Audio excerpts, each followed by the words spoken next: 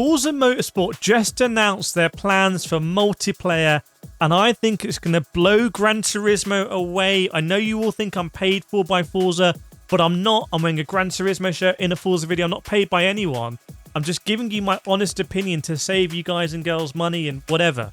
So the reason why I think it's going to blow Gran Turismo away, I'm going to show you in this video. It all ties together in this concept that I'm beginning to get more on board with about you're not going to drive every car in the game. They know that. So they want you to drive fewer cars, but more deeply. You get more attached to them, you tune them, and you get more like emotionally, that's my car. I care about it. Why is that? Well, they're going to be doing something that's quite radical, and it's going to be across single player and multiplayer. I'm going to show you here first the Spec Events. So this is the standard, that says, you go in BOP, but this is the Spotlight series. And the Spotlight series there is very interesting. So every month in Forza Motorsport, there is going to be a tour. And within that tour, you're going to have 4 weekly series. Are you following me? But that weekly series is going to be centered around one car. So you're going to have one car in a series. It might be the Cadillac Hypercar, in fact, I think it is one of them. And that week, everyone is going to be driving the Cadillac Hypercar, tuning it in a series of events, and you're going to get really familiar with the car. And then the next week, you're going to move on to a different car. And at the end of the month, there's an opportunity to win a reward car. I think the new Acura Hypercar is going to be one of them. That's insane. By the way, they're going to be adding free content every month. I'm going to get onto that later. There's a new track announced. I'm going to get onto that later as well. So I've got some stuff on the screen here. I had to write it down because it is really complicated, but I need to explain what they're doing. So you have this monthly tour across single player and multiplayer, and you can see here the Ferrari FXXK is going to be a series car. You get a 30% discount, you can see, purchasing it because it's a series car. They want to incentivize everyone to buy these iconic cars and then have this mass of people, all of Forza, single player and multiplayer, driving that car that week. Does that make sense? And by the way, this is a really powerful concept because think about the free updates. When they launch a new car into the game, let's say they're going to launch the, Red Bull F1 car. If they launch it as a series car for that week, everyone is going to want to buy it. And it's going to be a free DLC, but you're going to be paying for it in-game credits or whatever. Everyone's going to want to buy it for free. And everyone's going to be tuning it and racing it at the same time. And then you're going to move on. I can really actually kind of see this working. The cars they're starting with, by the way, in the first tour, the first 4 cars are going to be the new BRZ, the KTM Crossbow GT2, which I almost drove in real life, the Ferrari FXXK, and the Ginetta as well. So really diverse cars. You can see here on screen, this is a single player element. So we've got the tour here. You're going to go through track days, built to race, track exotics, prototype, and then you have a reward showcase. Whereas if you finish everything, you get a really nice reward car. That is the Acura Hypercar. So that's on the single player side. And then you also have it on the month side as well. I mean, it's a very different way of doing it to Gran Turismo. Gran Turismo does it. You basically, on a weekly basis, focus on the track. So you think daily racing this week is at Monza. I'm really thinking about Monza. The next week, we're going to move to Suzuka and then to Interlagos and so on. Forza are going at it from a car perspective.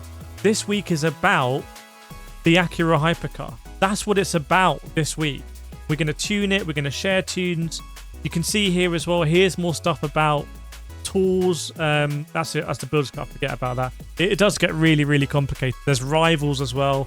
And but it's, if you played Forza Motorsport 7 and you were doing the hoppers and you just hated it because it was pure carnage, I think Forza Motorsport said, right, we don't want to do it anymore. We've looked at Gran Turismo. We're going to do what they're doing and do it better, because when Gran Turismo launch a car, no one cares. It's not used in the races. It's not BOP'd or anything. It comes and it just, people forget about it. It's like really weird. Whereas Forza want to launch content and have the whole dynamic of the game around it, which is really interesting. Obviously, you still got your spec series here. Sports car, touring car, GT. That's going to be great for your intense racing. 24 cars on the track, which is now 8 more than Gran Turismo. I'm not paid to say this, but it's just true. 24 versus 16. And then you're going to go in here. There's going to be a open series event as well. So you got R class there.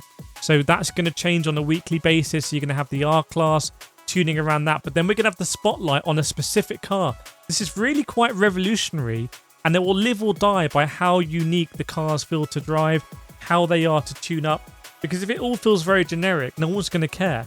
But if every car sounds different and amazing and you can tune it and it feels different. Remember, Forza is just a lot more pragmatic about tuning. Forza lets you copy tunes. Gran Turismo, Kaz specifically said, I don't want to allow people to copy tunes because that would make it too easy. I was thinking, what? That's not how it works. That's why I created the free tuning guide on my website. If you go to getfasteronline.com and go to the tuning guide, you'll see it. But Gran Turismo is also bringing back tuning, by the way. So both Forza and Gran Turismo were like, okay, we think tuning is where it's at. Is it going to be where it's at? I don't know. It depends on the depth, the physics system handling, the upgrade, the tuning system, the car RPG they want to do in Forza. But I'm really excited for this. I've got the more stats. Let me let you know. So you get the discount if you're a VIP member. Everyone gets a discount for the Spotlight car that week. Is that the Polo? That's the Golf GTI, by the way. That's also coming to the game. They've announced. Yas Marina is coming to the game soon. There's a new track coming in December, and the Nordschleife is coming in 2024. There's basically free monthly content. That's how they're going to be pacing it. They probably created some content that they're now just keeping. So whether you agree with that or not, I mean, that's up to you.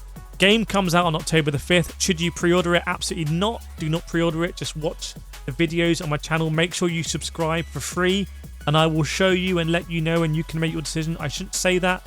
No other YouTuber will tell you that, but I don't care because I'm just honest with you guys and girls. So just watch on this channel, and then you can decide whether you want it or not. And yeah, we got the weekly Spotlight rotating. We've got the open tour. There's a load of stuff, basically. I'll put this in the description so you can read it. I want to hear from you, though. What do you think? Do you like this idea of the multiplayer? Do you not? I want to hear from you. And I'll see you next time.